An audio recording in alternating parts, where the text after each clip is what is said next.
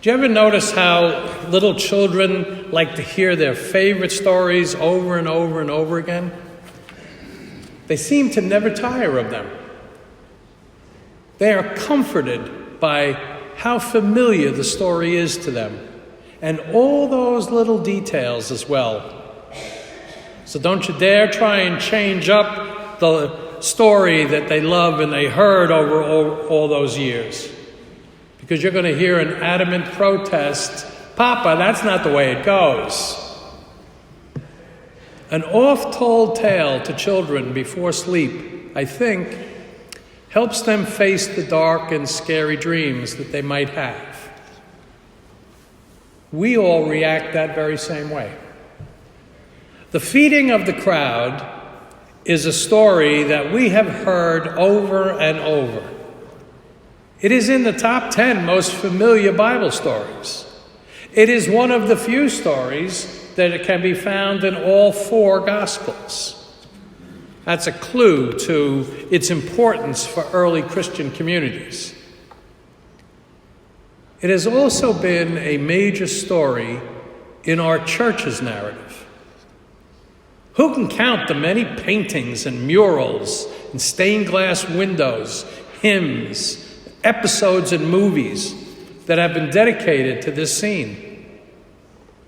It is our familiar story, and we want to hear it over and over again because it helps us face the dark and what frightens us about our lives.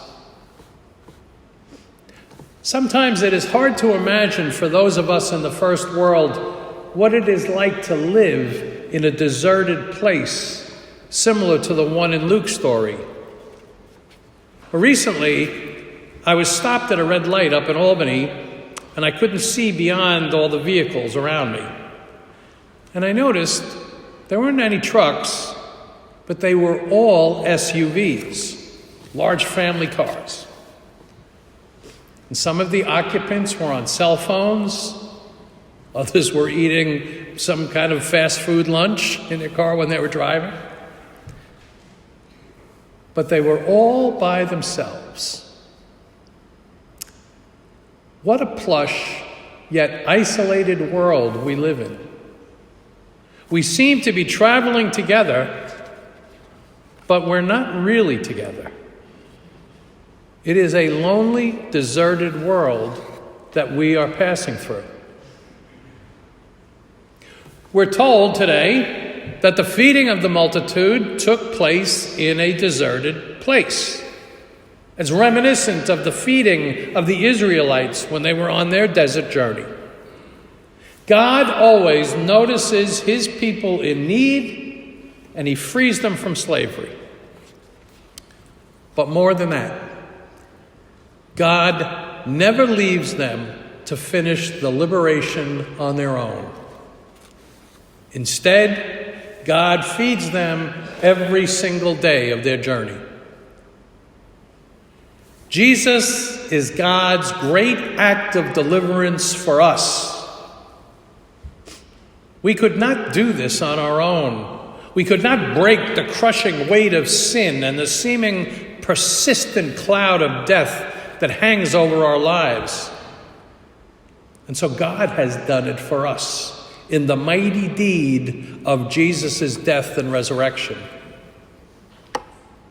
We travel the journey together through deserted places, carrying a message and a vision that is not often shared by others. And it is lonely terrain.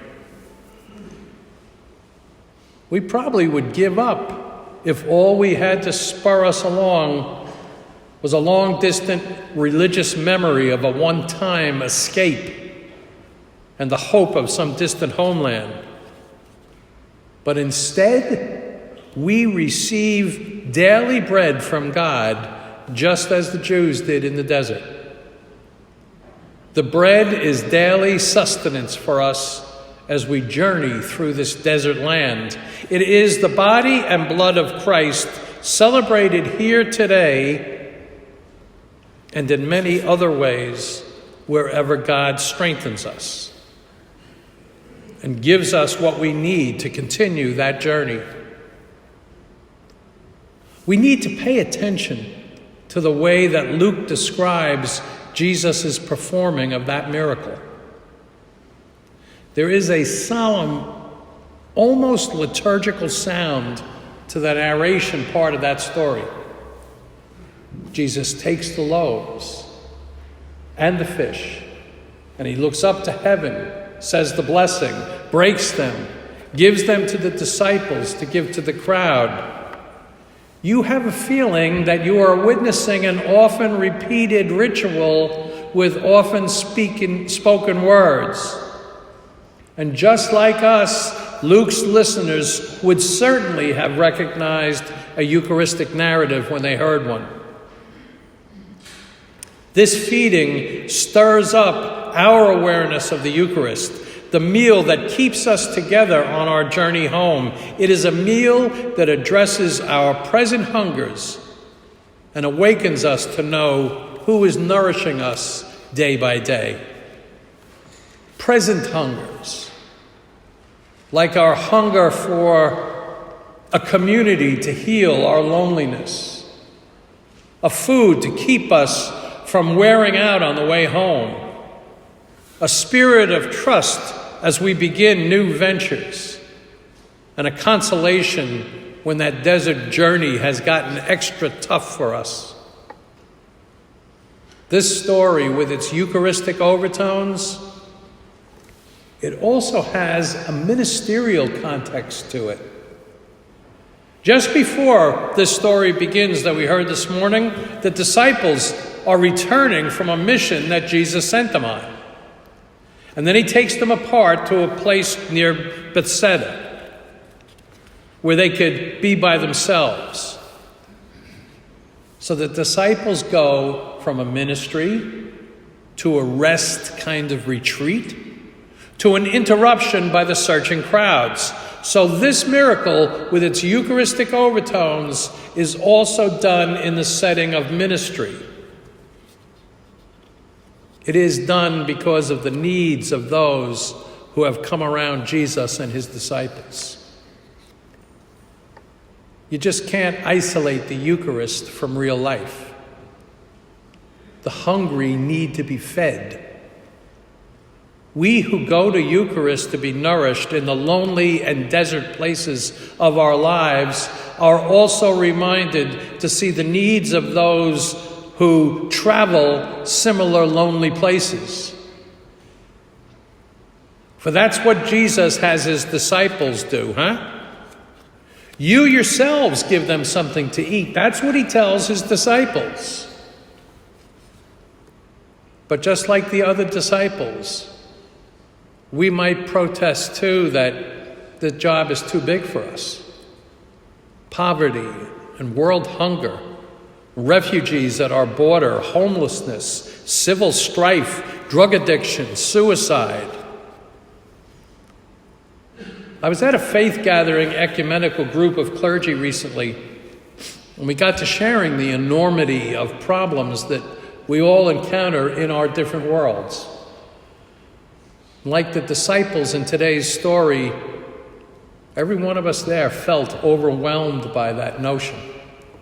Our efforts dwarfed by the enormity of the people's needs. And there was this Baptist minister there who said, well, the cloth of injustices and needs of this world is very, very large. So what I do is I work on the corner of the cloth that is nearest to me. That might be the response that Jesus is asking of us when we, like the disciples, say to him, where will we get enough to feed them? Just work on the corner of the cloth that is nearest to you. He will take our efforts, and he will raise his eyes to heaven and say the blessing and bless us and give them back to us to place before those who are present.